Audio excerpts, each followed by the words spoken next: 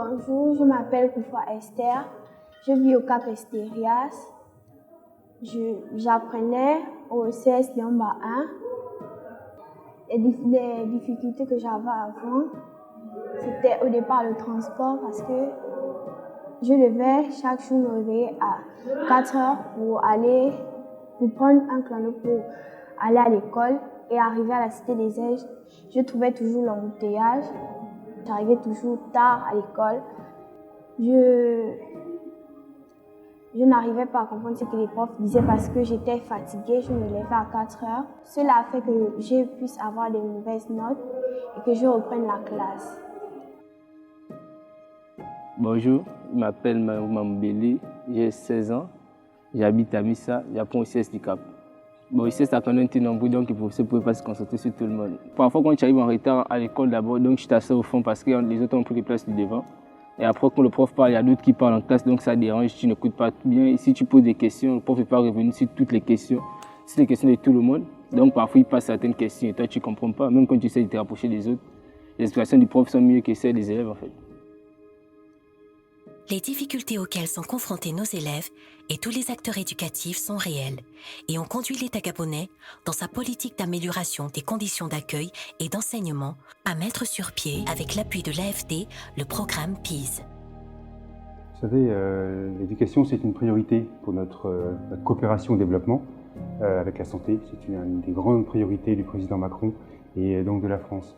Il se trouve que le Gabon a cette même priorité. C'est normal, hein, c'est un pays, le Gabon, plus de la moitié de la population a moins de 25 ans. Et donc c'est naturel que, évidemment, l'État s'efforce d'assurer la formation, l'éducation de cette jeunesse. Et donc nous, en France, on est très heureux de pouvoir accompagner le gouvernement gabonais dans cet effort. Donc l'AFD, c'est l'Agence française de développement. C'est une entreprise publique dont l'État français est actionnaire.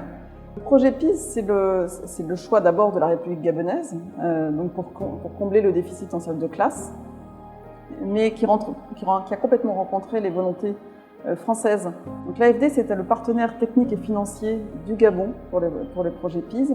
Partenaire financier, c'est-à-dire que nous avons apporté près de 100 milliards de francs CFA à la République gabonaise. C'est le projet le plus important financé par l'AFD dans le secteur de l'éducation en Afrique. Et partenaire technique, parce qu'à chaque étape du projet, nous vérifions que les choix opérés par la République gabonaise répondent bien aux meilleures pratiques internationales. Donc là, les volontés et de la République gabonaise et de la République française se sont complètement rencontrées sur cette ambition. Et donc à l'AFD, nous avons été heureux de concrétiser cette volonté. Et ce projet, comme vous le savez, qui vise la construction de 500 salles de classe dans 2 localités, Libreville et Port-Gentil, a apporté, c'est vrai, une contribution assez nette et importante vraiment dans cet effort de modernisation de notre système éducatif. On ne construit pas que des salles de classe, comme souvent on l'entend. Les établissements qui sont construits intègrent tous les éléments programmatiques relatifs à un établissement scolaire. Donc sur 15 sites dans le Grand Libreville, nous avons livré les 13 établissements, y compris les établissements qui ont fait l'objet d'extension, qui concernaient donc les 10 sites de construction. Il y a actuellement des travaux en cours sur 5 sites, notamment Bikele-Ziwak, Montalier Transfo. Vous avez ça c'est pour les nouvelles constructions. Et maintenant pour les extensions réhabilitation, le CS NSA, qu'on peut appeler aussi le CS Mandela, le CS Mabignat et l'école publique Belguégué. Les établissements PEASE, je peux dire, sont les meilleurs au Gabon. Nous n'avons jamais connu de tels établissements. Depuis que nous sommes là, je vois une large différence. J'ai été censeur 2 au lycée d'Akébéville. Nous avions au lycée d'Akébéville un effectif de près de 4000 élèves, difficile à gérer dans ce petit espace-là. Je pense que le projet PEASE est l'avenir du système éducatif gabonais, dans la mesure où il vient résoudre l'épineux problème des effectifs pléthoriques qu'on connaissait, qui étaient d'ailleurs à l'origine l'objet des grèves des enseignants chaque année. J'ai eu de belles expériences, aussi difficiles qu'elles pouvaient être d'ailleurs. Surtout la dernière, lorsque j'avais à gérer près de 1500 élèves pour, je vous dis pas, pour 15 classes physiques. Et ça nous emmenait toujours à fonctionner en école mi-temps. Ça faisait 2 écoles en même temps et ça demandait beaucoup plus d'enseignants. Aujourd'hui, la nouvelle vision des écoles PIS nous favorise en fait dans la réduction des effectifs. Aujourd'hui, je suis à 45 élèves par classe. La construction de cette école est très différente des anciennes écoles. Je vais prendre un exemple. Chaque salle de classe a 2 portes. Une porte réservée aux handicapés. Ça, vraiment, de mes 19 ans de service, je n'ai jamais vu ça. Aujourd'hui, avec l'avènement du projet PIS ou du programme PIS, nous sommes beaucoup plus allégés. J'ai, dans le cadre de mon établissement, en 5e, une trentaine d'apprenants, en 6e, une quarantaine au trop. Il est conseillé, toujours comme je vous le disais, dans les classes du premier cycle, de mener 2 activités en une. Lorsque je passe une leçon de grammaire, elle devrait, après 50 minutes, être suivie d'une autre notion. Ce qui aujourd'hui se fait aisément parce que nous avons moins d'apprenants, ce qui était quasiment impossible dans l'ancien, on va dire l'ancien projet ou l'ancien système.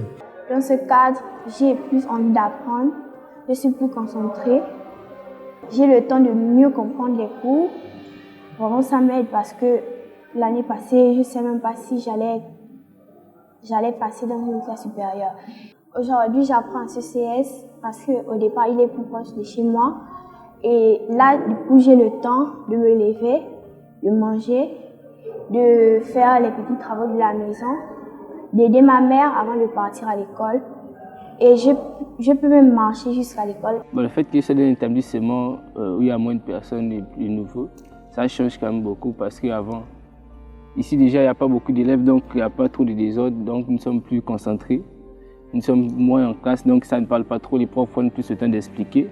Et le cadre, c'est mieux, comme en EPS aussi, on a des terrains de foot, des terrains de basket, qui aussi, on n'avait pas, on faisait EPS sur le goudron en fait. C'est d'abord un facteur de réelle satisfaction de constater que ce qui avait été promis a été réalisé. Et nous savons dire ou applaudir de 2 mains quand les choses sont bien faites. Et nous constatons que lorsque l'État gabonais décide de faire quelque chose et qu'il met sa volonté politique, les choses se réalisent effectivement. Et en tant que parents d'élèves, tout ce que nous voulons, c'est que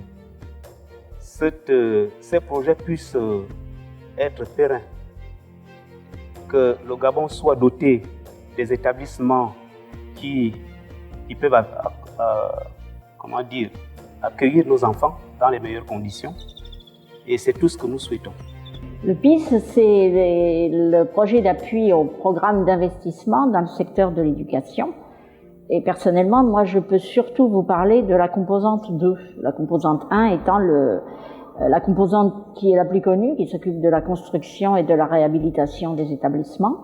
Et la composante 2 s'occupe, quant à elle, de la qualité de l'éducation. Alors, comment c'est organisé? Nous avons des axes que je vous ai cités, en particulier les axes qui concernent la formation des enseignants, l'amélioration du climat scolaire. Et ces axes sont en fait mis en œuvre, les activités sont mises en œuvre par les directions du ministère. Ces directions mettent en place une activité et font appel au PIS pour appuyer cette activité. Qui en profitent? En tout premier, ce sont les élèves, qui vont profiter de l'amélioration du climat dans leurs établissements. Ce sont aussi les enseignants qui vont profiter de formations et en particulier aussi les chefs d'établissement pour lesquels le PIS a organisé plusieurs formations. Ces formations sont pertinentes et elles rentrent dans le cadre du renforcement des capacités des conseillers d'orientation. C'est également bien de former que nous recevions ces formations pour que, effectivement, nos enfants, nos apprenants, bénéficient des meilleures conditions d'apprentissage, des meilleures conditions au niveau des pratiques éducatives. Donc voilà, c'est bienvenu et c'est assez important et nécessaire.